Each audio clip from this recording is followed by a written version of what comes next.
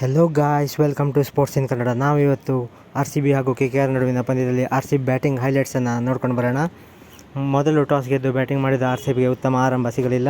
Pop du Plessis ಅವರು ಕೇವಲ 8 run ಗಳಿಸಿ ಹರ್ಷಿತ್ ರಾಣಾ ಅವರಿಗೆ ಔಟ್ ಆದರು. ಸ್ಕೂಪ್ ಶಾಟ್ ಹೊಡೆಯಲು ಪ್ರಯತ್ನಿಸಿದ ಡುಪ್ಲೆಸಿಸ್ ಅವರು ಹರ್ಷಿತ್ ರಾಣಾ ಅವರಿಗೆ ಔಟ್ ಆದರು. ನಂತರ ಬಂದ ಗ್ರೀನ್ ಹಾಗೂ ಕೊಹ್ಲಿ ಉತ್ತಮ ಜೊತೆ ಆಟವನ್ನು ಆಡಿದರು. RCB ಮೊದಲ ಓವರ್ನಲ್ಲಿ 61 ರನ್ ಗಳಿಸಿತ್ತು. ಉತ್ತಮ ಜೊತೆ ಆಟವಾಡ್ತಿದ್ದ ಗ್ರೀನ್ ಹಾಗೂ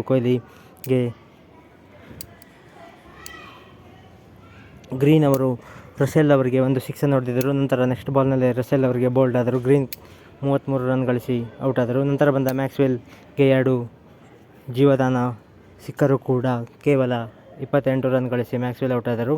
ನಂತರ ಬಂದ ಪತಿದಾರ್ ಹಾಗೂ ರಾವತ್ ಅವರು ಉತ್ತಮ ಪ್ರದರ್ಶನ ನೀಡಲಿಲ್ಲ. ರಾವತ್ ಹಾಗೂ ಪತಿದಾರ್ ಅವರು ಕೇವಲ 3 ರನ್ ಗಳಿಸಿ ಔಟ್ ಆದರು. ನಂತರ ಬಂದ ದಿನೇಶ್ ಕಾರ್ತಿಕ್ ಅವರು 19ನೇ ಓವರ್ನಲ್ಲಿ ರಸೆಲ್ ಅವರಿಗೆ 2 ಸಿಕ್ಸರನ್ನು ಹೊಡೆದರು. ಅದೇ ರೀತಿ ಸ್ಟಾರ್ಕ್ ಅವರಿಗೂ ಕೂಡ ಕೊನೆಯ ಓವರ್ನಲ್ಲಿ 1 ಸಿಕ್ಸನ್ನು ಹೊಡೆದಿದ್ದರು. ಕೊನೆಯ ಬಾಲ್ನಲ್ಲಿ ದಿನೇಶ್ ಕಾರ್ತಿಕ್ ಅವರು ರನ್ಔಟ್ ಆದರು. ಕೊಹ್ಲಿ ಬ್ಯಾಟಿಂಗ್ ಬಗ್ಗೆ ಹೇಳಬೇಕು ಅಂತ ಅಂದರೆ ಕೊಹ್ಲಿ ಚಿಂದಿ ಬ್ಯಾಟಿಂಗ್ ಮಾಡಿದ್ರು ಇವತ್ತು. ಮಿಚೆಲ್ ಸ್ಟಾರ್ಕ್ ವರ್ಸಸ್ ಕೊಹ್ಲಿ ಬ್ಯಾಟರ್ನಲ್ಲಿ ಕೊಹ್ಲಿಯೇ ವಿನ್ ಆದರು. ಮಿಚೆಲ್ ಸ್ಟಾರ್ಕ್ ಅವರಿಗೆ ಕೊಹ್ಲಿ ಮೊದಲ ಪವರ್ ಪ್ಲೇನಲ್ಲಿ ಬಂದ ಮಿಚೆಲ್ ಸ್ಟಾರ್ಕ್ಗೆ ಕೊಹ್ಲಿ 1 ಸಿಕ್ಸರ್ ಹಾಗೂ 2 ಬೌಂಡ್ರಿಯನ್ನು ಹೊಡೆದಿದ್ದರು. ನಂತರ 16ನೇ ಓವರ್ ಮಾಡಲು ಬಂದ ಸ್ಟಾರ್ಕ್ಗೆ ಕೊಹ್ಲಿ ಇನ್ನೊಂದು ಬೌಂಡ್ರಿಯನ್ನು ಹೊಡೆದರು. ಕೊನೆಯ ಓವರ್ನಲ್ಲೂ ಕೂಡ ಕೊಹ್ಲಿ 1 ಸಿಕ್ಸನ್ನು ಹೊಡೆದರು. ಈ ಬ್ಯಾಟಲ್ನಲ್ಲಿ ವಿರಾಟ್ ಕೊಹ್ಲಿಯೇ ಗೆದ್ದರು. ಕೊಹ್ಲಿ ಮೊದಲಿನಿಂದ ಕೊನೆಯವರೆಗೂ ಉತ್ತಮ ಆಟ ಆಡಿದರು. ಕೊಹ್ಲಿ ಕೊನೆಗೂ ಸಹ ಔಟ್ ಆಗದೆ 83 ರನ್ನನ್ನು ಹೊಡೆದರು. ಇದರಂತೆ RCB ತಂಡವು 20 ಓವರ್ನಲ್ಲಿ 182 ರನ್ ಗಳಿಸಿತು.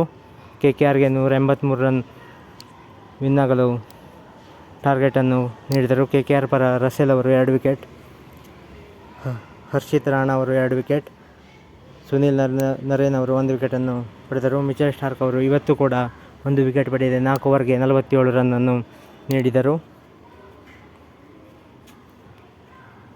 ಅದರಂತೆ ಕೊಹ್ಲಿ ಹೊಸ ದಾಖಲೆಯನ್ನು ಮಾಡಿದ್ದಾರೆ.